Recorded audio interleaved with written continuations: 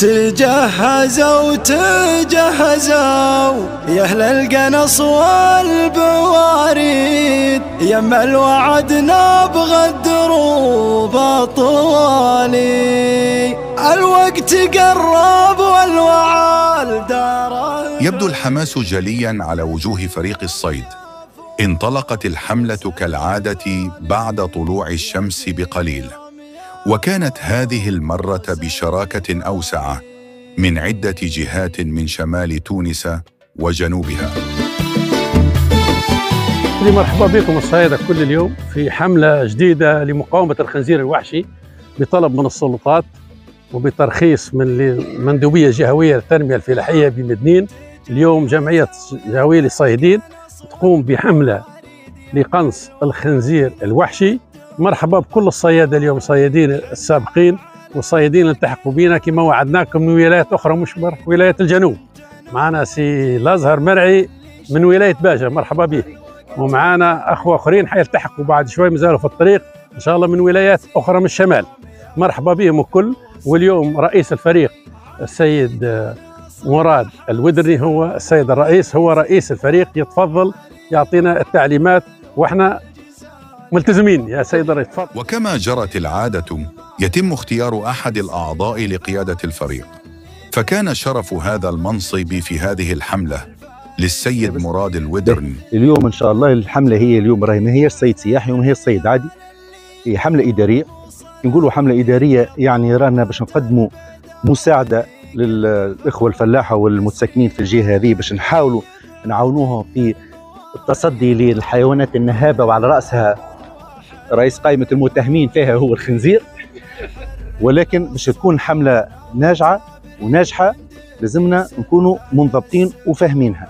المسافة اللي باش نخدموها تقريبا في حدود 6 كيلومتر، نهار السخون كما تفضل سي عبد المطلب وحكي، باش نقسموها وباش نحاولوا نكونوا عمليين فيها. أول حاجة نجاح يوم الصيد راهو ماهوش بالمصيد في حد ذاته، هو بسلامة الصيادة وسلامة الناس اللي متدخلين في العملية، وسلامة الأجوار وسلامة المارة والممتلكات والحيوانات. ولذلك يعيشكم وفضلكم راهي تعليمات السلامة يلزمها تكون صارمة ولازمنا نحترموها. رانا وقت اللي نكملوا جورني متاعنا والناس الكل لاباس ونروحوا لديارنا وزيرو اكسيدون، راهي هذيك يوم صيد ناجح. تتلى القواعد في كل مرة، وذلك تأكيداً على ضمان سلامة الفريق والمواطنين بالدرجة الأولى. بعد تقسيم الأدوار والمهام، كل فريق يأخذ مكانه بحيث يكون لكل عضو نقطة جغرافية محددة لا يمكن تجاوزها ولا يسمح له بمغادرتها إلا بإذن قائد الفريق. على النبي اللي دروبه عدالي. وخاصة نزيد نأكد على أهمية قواعد السلام، وسي عبد المطلب حيل الكلمة باش يزيد يوضح لنا أكثر مجرد توصيات. النشة تو باش تكون من الشرق نحو الغرب، لأن النسمة مقابلة للنسمة الأول في على الأقل منتصف النهار الأول. النسمة باش تجينا من الجنوب الشرقي، الحلوف عنده توندونس باش يطلع في اتجاه مدنين، باش يطلع من الشرق الى الغرب تقريبا. هو واد اللي باش نخدموه، ما نعرفش، ممكن الخيال لهنا المحليين يعرفوا الجغرافيا شويه، والجماعه اللي يجون بعيد ما يعرفوش ياسر. هو نفس الواد اللي يجي من وسط مدينه مدنين يروح يصب في المصب هذا في شط بوغراره من الجهه هذه. دونك احنا باش نخدموه بشكل معاكس نحو مدنين في الاول، وبعتالي العشيه كان عشنا وتنقلب الاتجاه النسمة باش نولوا نخدموه بالعكس. على عكس بقية الحملات، كانت نقطة الانطلاق من ضاحية المدينة الساحلية شرقاً في اتجاه وسط المدينة، ولم يكن هذا الاختيار عبثاً، بل كان مرتبطاً باتجاه الرياح. ناصب الحيل حنيت متاع الله تهبى الهبايا، لو هي على الكيف على ويا ليت، لكن دورة الليالي عجايب. انطلقت صافرة البداية معلنة بدء الحملة، فتوجهت السيارات لنصب الكمائن في انتظار إصدار الأوامر للقناصة. معنا قوة رجال للعز خاويت صديقهم ما يحتسب لا الطلايب وجدي على الجير والحر وزريت شوف الشياهين من فوق نايب. والساعة 8 صباحا تو باش ندخلوا شد الكمين نحاولوا ناخذ بلاصة ان شاء الله من هنا بعدين ثم صياد اخرين غادي والنشاش ان شاء الله باش يخرجوا من الاتجاه هاك ان شاء الله. تحس روحك في افريقيا. هذا ما يعبر عنها بالسافانا.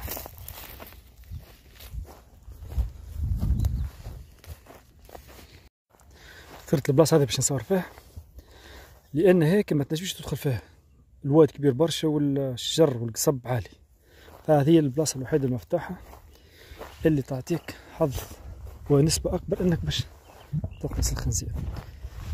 باش نتبع الصياد هذا لهنا. وبمساعدة النشاشة والكلاب المدربة يتم تمشيط المنطقة لتحفيز الخنزير على الخروج من الأماكن التي يختبئ فيها.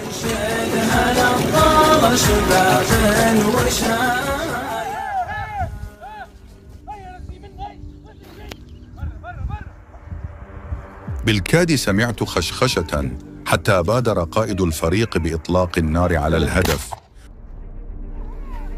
رصاصة واحدة كانت كافية لإيقاف هذا الحيوان.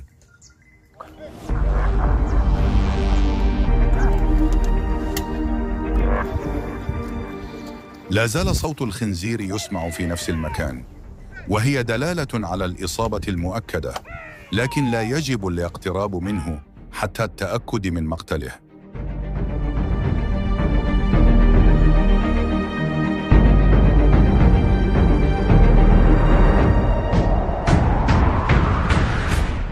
تبين لاحقاً أنه لم يمت بعد، ولكن لا يجب إطلاق النار عليه بسبب تواجد الكلاب حوله، فسحب الصياد خنجره وأنهى معاناته رحمة به.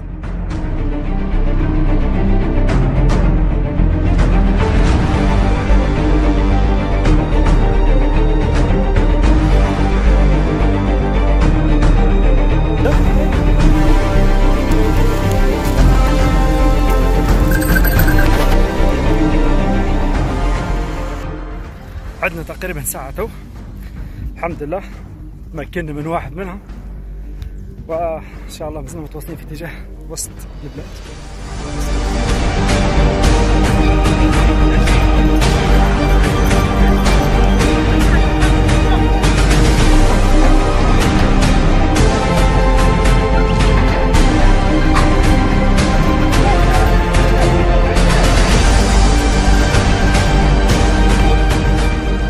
هناك آثار حديثة تدل على تواجد للخنزير، فنصب الفريق كميناً محكماً.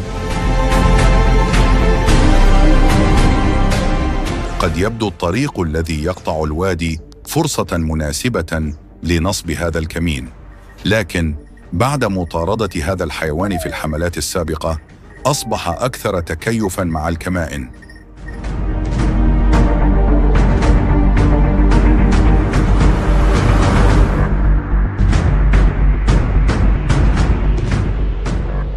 يرسل الجهاز الخاص بكلاب الصيد إشارة تدل على أن الكلب يقف في مكان واحد، وهذا تأكيد على تواجد الخنزير قريبا من الكمين. أصبح الوضع أكثر تعقيدا بسبب كثافة الأشجار، ولكن على أحد الصيادين أن يدخل إلى عمق الوادي للقضاء عليه.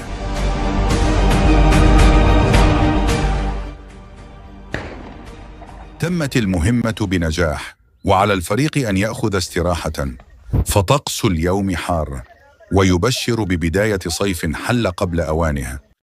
والخنزير الثاني طيحوه، سخانة اليوم، فما شوية رطوبة مرتفعة، المستعان توصل السخانة 36 تقريبا 37.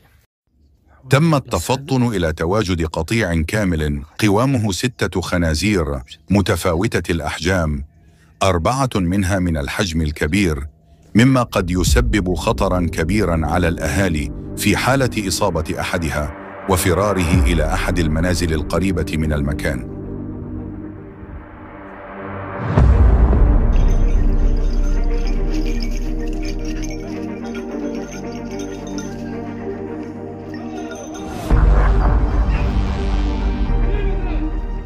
كان القطيع في مرمى أحد الصيادين، ولكنه ألغى المهمة في آخر لحظة ولم يطلق النار بسبب تواجد مجموعة من المواطنين بالمكان دفعهم الفضول لمراقبة ما يحدث.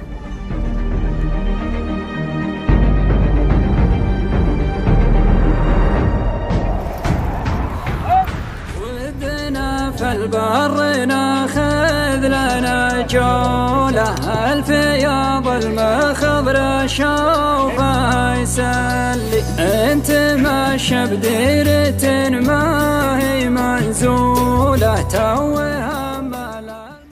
وعملنا بوز كافيه تو، ننطلق ان شاء الله في الجولة الثانية. وفي الاصل البوز كافيه تكون على 10 11، لكن صارت مؤخر شوية تقريبا نص النهار. واصل الجولة الثانية في اتجاه وسط لبنان.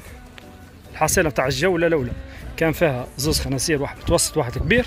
ارتفعت الحرارة أكثر قبيل منتصف النهار، وكان من الضروري أخذ قسط من الراحة. أنهكت الكلاب وهي تطارد الخنازير من مكان إلى آخر، خصوصاً هذه المرة والطقس حار، ما دفع الخنزير للاختباء قريباً من مياه الوادي، وهو ما صعب المهمة على الكلاب، وقد أنهكت.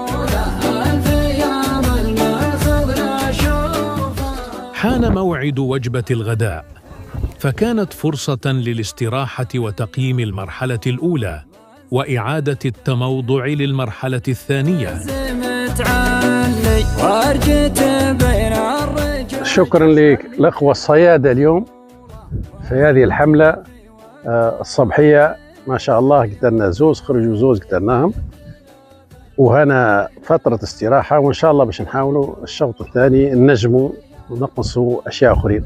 نكرر الشكر لكل الصيادين الموجودين من الجهة، وكما وعدناكم سابقا أن يكون عندنا صيادين من الولايات الأخرى من الوسط والشمال. اليوم حاضرين معنا من ولاية باجة، بارك الله فيهم، نحيوهم وشكرا. أخذوا مسافة كبيرة ولكن قنصوا لنا اليوم الخنزير وأخذنا منهم شوية تجربة، بارك الله فيهم. ونشكر كل من ساهم في إنجاح هذه الحملة، ونشكر السيد العمدة عبد القادر والسيد المكي عضو المجلس اللي هم الواقع قاموا لنا بهالضيافة هذه، بارك الله فيهم. وهم للمرة الثانية هذه نشكرهم على حسن الضيافة وعلى التعب اللي تعبوه في هذه الحملة، وبارك الله فيهم. ونشكر السيد رئيس الفريق السيد مراد الودني، السيد الرئيس، بارك الله فيه، هو اليوم ينظم لنا الحملة، والحملة ناجحة، وأول خنزير الكابتن هو اللي سجل الهدف.